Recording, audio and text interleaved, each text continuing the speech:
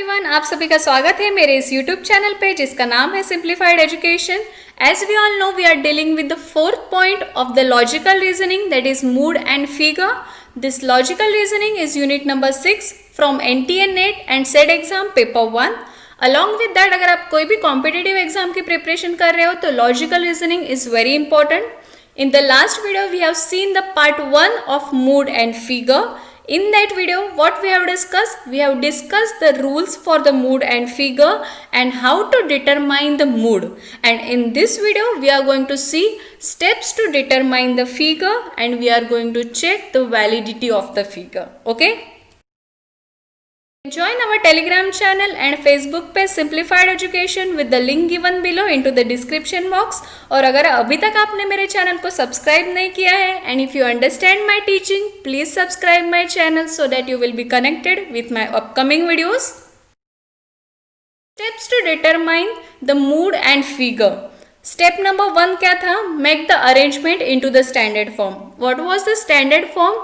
First we are going to put up the major premise, then minor premise and below that we are going to have the conclusion. ये क्या था हमारा? First we are going to have the standard form. After the arrangement of standard form, we were having the determination of mood. How to determine mood? हम लोगों ने mood कैसे determine किया था? According to the 3 statements, मतलब 2 premise और conclusion, we were identifying the proper categorical proposition. Means AEIO, okay. और वो 3 जो मूड्स थे और 3 जो कैटेगोरिकल प्रपोजिशंस थे, वो कॉम्बिनेशन को हम लोगों ने क्या नाम दिया था? It was a mood for that particular argument. यहाँ तक तो हम लोगों ने देख लिया था। Now step number 3, we are going to determine the figure of an argument and into the step number 4 we are going to find out the validity of the arguments, and here we are going to see the 2 types of the validity, that is conditionally valid and unconditionally valid. This determination of the figure of the argument, basically figure of the argument मतलब होता क्या है? Here we are going to focus on the position of the middle term. What is the meaning of middle term? That we have already seen that it is common into the major premise and minor premise, but it is absent into the conclusion. And here into the determination of figure, we are going to see the exact position of that middle term into the major and minor premise. ठीक है? So let us see, this is our major premise, that is all mammals are creature. And minor premise क्या है? All dogs are mammals. तो इसमें common कौन है? Mammals. This is our middle term. अभी यहाँ पे फर्स्ट प्रीमाइज में मिडल टर्म कहाँ पे प्रेजेंट है? लेफ्ट हैंड साइड में। लेफ्ट हैंड साइड में देखो मिडल टर्म प्रेजेंट है और राइट हैंड साइड में creature, that is our predicate. मतलब M is present on the left hand side and P is present on the right hand side. And into the second premise, this dog is our subject and mammal is our middle term. So middle term is present on the right hand side and dog, that is subject, is present on the left hand side. So this connection of the left hand side and right hand side position of the middle term is called as figure of the argument. Okay, if you say into the standard language, what it will be? The figure of the categorical proposition is a number which corresponds to the placement of 2 middle term. Okay, मतलब position of 2 middle term into the major and minor premise. Now we are going to have the 4 figures. Moods कितने थे हमारे पास? Total number was coming out to be the 64. यहाँ पे figures कितने हैं? Only 4 figures we are having. मतलब वो combination, placement of the middle term का कॉम्बिनेशन हम लोग कितनी बार देख सकते हैं? यहाँ पे 4 times we can see that. Figure 1, figure 2, figure 3 and figure 4. यहाँ पे देखो, let us consider this M and P, that is middle term and predicate for the major premise and subject and middle term for the minor premise. अभी यहाँ पे क्या है? Middle term. ये तो हम लोगों ने पहले का ही एग्जाम्पल देख लिया है कि middle term is present on the left hand side and middle term is present on the right hand side. So this diagonal arrow is going to indicate the position of the middle term. तो ये type की position रहेगी तो it will be called as figure 1. Figure 2 में क्या है? First we are going to have the subject into the left hand side, and then we are going to have the middle term on the right hand side, and here predicate on the left hand side and middle term on the right hand side. मतलब दोनों premises में क्या है, middle term is present on the right hand side. Such type of combination is called as figure 2. Okay, figure 3 में क्या है, we are going to have the middle term in both the premises on the left hand side. मतलब initially हमारे पास दोनों जगह पे क्या है, middle term है. After that we are going to have the predicate and into the subject on the right hand side. मतलब दोनों जगह पे left hand side में middle term present होती है, तो क्या उसको बोलते हैं हम लोग figure 3.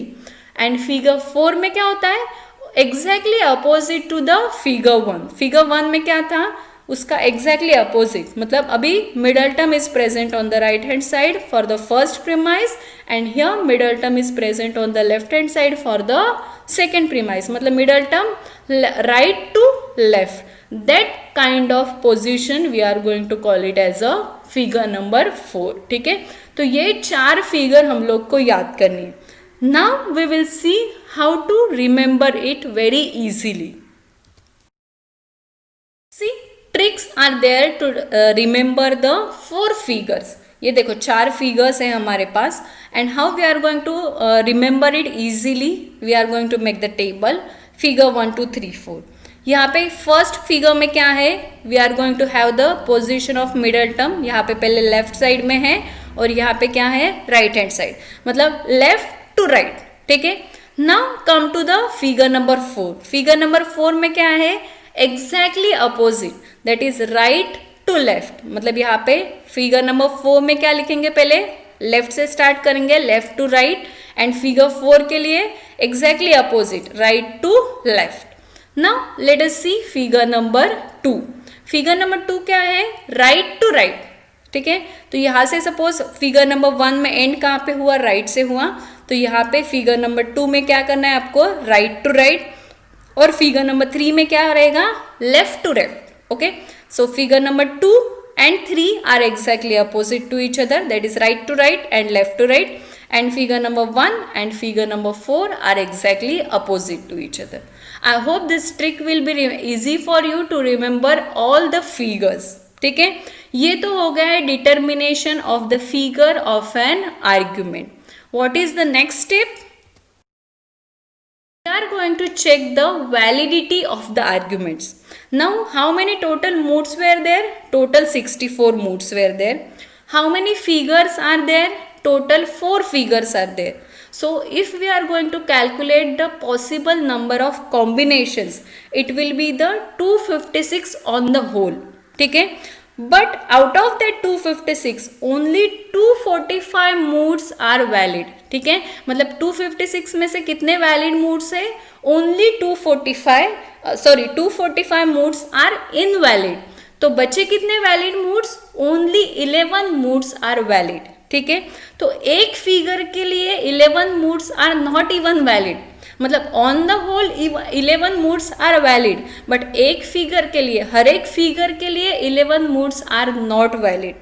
सो उसमें क्या हुआ है, according to the Boolean he prepare this table, and according to this table only 15 moods are valid for the 4 figure, that is figure number 1, figure 2, figure 3, figure 4.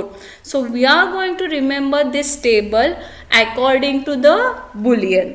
After that, next scientist, he gave the another 9 valid moods, and it is the name of that scientist, that is Aristotle. So according to the Boolean, 15 moods are valid, and according to the Aristotle, only 9 moods are valid. मतलब on the whole only 24 moods of the combination of that moods and figures we are having. यहाँ पे देखो repeatedly some moods are there, that's why the number is coming out to be the 24. अभी अगर 24 के बाहर का कोई mood हमारे पास है, तो strictly we will say that mood is invalid. ठीक है, और बुलियन ने क्या नाम दिया है उसको, we are going to call it as a unconditionally valid, और अरिस्टोटल का हम बाद में देखेंगे, it will be conditionally valid. अभी पहले हम लोगों ने कौन सा एग्जाम्पल देखा था, ट्रिपल ए का एग्जाम्पल देखा था, ए, और उसके लिए फिगर कौन सा था, फिगर नंबर 1। ठीक है, इसी तरीके से हम लोग को वैलिड मूड्स एंड फिगर्स का कॉम्बिनेशन स्टडी करना है। Now we are going to see some tricks to remember that. See what kind of trick, I have arranged this mood into the easiest way to remember you. First देखो यहाँ पे सब जगह पे all figures में एक ही mood आपके पास है, ई आई ओ। ओके, तो E I O it is present in all the figures 1 2 3 and 4। मतलब ये एक मूड ऐसा है जो 4 फिगर्स में प्रेजेंट है, ऑल 4 फिगर्स में प्रेजेंट है। After that see E A E, EAE it is present into the figure number 1 and figure number 2। तो EAE क्या प्रेजेंट, कहाँ पे प्रेजेंट है, फिगर नंबर 1 और फिगर नंबर 2 पे। उसके बाद it is not present for the figure number 3 and figure number 4। अभी फिगर नंबर 3 एंड 4 के लिए कौन सा प्रेजेंट है मूड, दैट इज IAI, और यहाँ पे भी सेम है।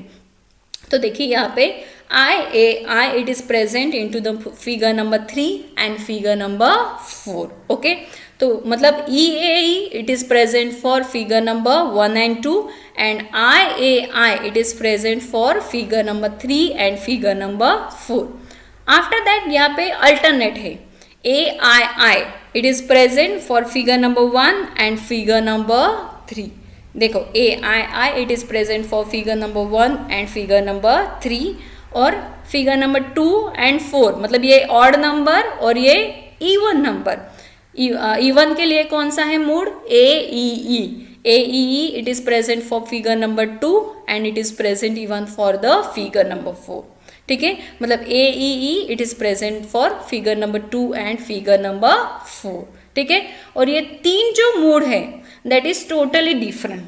This is triple A for figure number 1, AOO that is figure number 2 and उसी का अगर दूसरा कॉम्बिनेशन बनाएंगे हम OAO that is figure number 3। मतलब ये तीन मूड आपको अलग से याद रखना पड़ेगा। And for these 5 types of mood you are going to have this 1 2 3 4, then 1 and 2 3 and 4, odd number and even number. अगर ये ट्रिक से आप याद रखोगे तो it will be easy for you to remember. ये तो हो गए unconditionally valid given by the Boolean. Now we will see conditionally valid given by the Aristotle। Aristotle के यहाँ पे only 9 moods are there, so it is easy for us to remember। यहाँ पे भी देखो 4 फिगर्स हम लोगों ने लिखे हैं और उसके बाद एक मूड है that is common for all and after that एक मूड है it is common for 3 and after that एक मूड है that is common for 2। So how to remember, see EAO it is present for all the figures 1 2 3 and 4। EAO it is present for 1 2 3 and 4। after that AAI it is present for figure number 1, then figure number 3 and figure number 4। मतलब AAI it is present for 1 3 and 4 and after that last one that is AEO it is present again for even number that is figure 2 and figure 4। okay, so ये तो हो गए 9 moods according to the Aristotle and we used to call it as a conditionally valid। तो यहाँ पे हमको only valid arguments के बारे में ही पढ़ना है, valid arguments के बारे में ही हमको स्टडी करना है। we are not going to study about the invalid arguments। ठीक है, तो ये पहले हम लोगों ने क्या देखा, how to determine the figure and after that we have seen the validity of that figure। ठीक है, तो ये हो गई moods and figures की बातें। Now whenever you are going to solve the number of MCQs you will understand this topic mood and figure into the better way because here the practice is very important। Thanks for watching this video। If you have any question you can ask me into the comment box। In the next video we will be discussing about the formal and informal falsies। Till then stay with us।